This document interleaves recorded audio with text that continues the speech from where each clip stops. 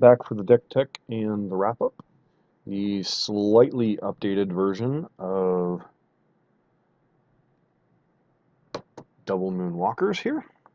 So, basic point, this deck, if you can't tell from the videos or don't have time to check out the other videos, is got a bunch of ramp, got a bunch of Arbor Elf, the Arbor Elf Utopia Sprawl combo, Sylvan Caryatid, and Birds of Paradise, 14 accelerators to try to power out fast planeswalkers. Ideally, you want to go turn 1 mana accelerant, turn 2 mana accelerant, turn 3 doubling season, turn 4 one of your either Jace, Architect of Thought, or Nahiri the Harbinger, go get Emrakul in the game. That very rarely happens, so a lot of value planeswalkers. Nissa, Gideon, ally of Zendikar, and Xenagos make a lot of tokens, as does Elspeth, which fits in with the Westvale Abbey plan that we had to use against Mardu. We also have the Tamiyo, or Tamiyo, make an emblem, draw 3 cards, cast anything you want from your hand. Nahiri obviously is here for filtering, plus the ultimate ones with Emrakul. Ralzeric is a little bit cute, but if you get doubling season plus Ral, you tend to take a few extra turns with his ultimate. And Jace, Architect of Thought is a value card, lets us get a lot of card selection, see 3 cards, your opponent chooses which 2 piles, you get whatever. +1, good at stopping things like Lingering Souls and Young Pyromancer tokens, or Mana Dorks, any of that kind of stuff.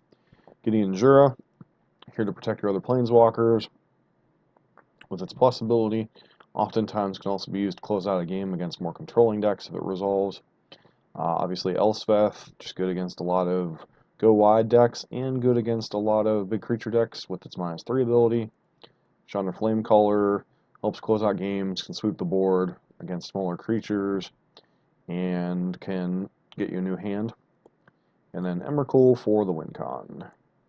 The other plan the deck has, besides the mana ramp into Double Season plus Planeswalkers plan, is the aforementioned Blood Moon. A lot of times you can go turn 1 Mana Idiot or Utopia Sprawl, turn 2 Blood Moon. It becomes even more pronounced post-board games when you go up to 4. Blood Moon has been the focus of this series on the website. On YouTube, it has mainly been all the various Blood Moon decks. This one I played more for fun than actually expecting it to be serious. It was quite fun. We'll probably play it again. Blood Moon's great against Scape Shift, it's great against Eldrazi, it's great against 3-color greedy mana bases, so a lot of things Blood Moon's good against. So your main deck it's got its game plan. The sideboard, Leyline of Sanctity comes in against decks with discard and burn. We also brought it in against Mill, and it was game over. Worship is a hate card that a lot of decks can't beat. We beat Grixis Shadow simply on the back of Game 3, Worship and Sylvan Caryatid, when we literally had all game to draw whatever we needed. Rest in Peace, good against various graveyard decks like Dredge, Goroyo's Vengeance, value decks like Grixis Shadow. Probably should have brought it in against Mardu, but I wasn't thinking about Bedlam Reveler. Stony Silence is great against Affinity, the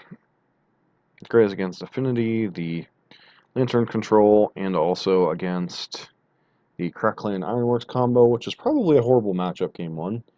And then the main difference between this and some of the older lists is a couple Gideon of the Trials, which gives you outs to certain decks like Ad Nauseam.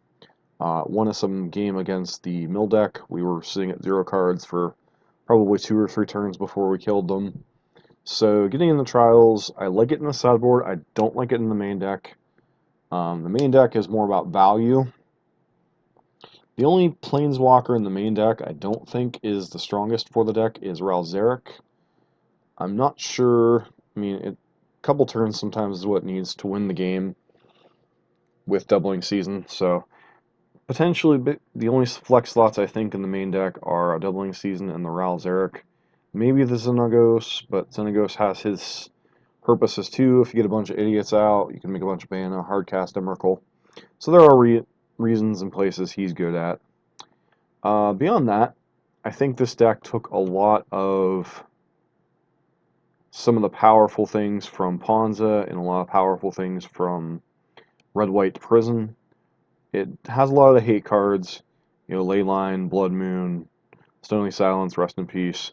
Worship is a new one that's not in the Red-White Prison deck. Getting the Trials is a very good card. So I think there's a lot of positive aspects to this deck. It can be competitive to a certain degree. I mean, there are certain matchups that I'm sure that are horrible. Go wide creature decks. You can saw how much issue we had with that against Mardu. I don't know.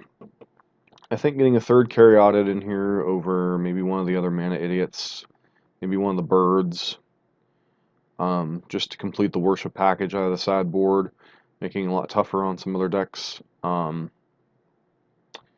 Beyond that, I'm not really sure what else you could change. I do like a lot of what was going on here.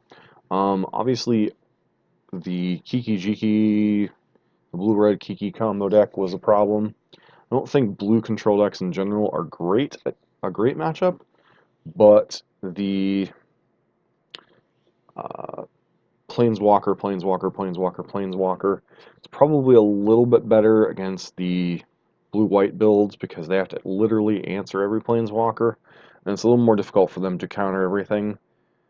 Beyond that, I think this deck is pretty cool. We have like one or two more other fringe Blood Moon decks to try, and then we'll cycle back around to the ones that were either the most fun or the best and try to figure out what is the best Blood Moon in Modern. This is Dusk for Dust to Dawn Gaming.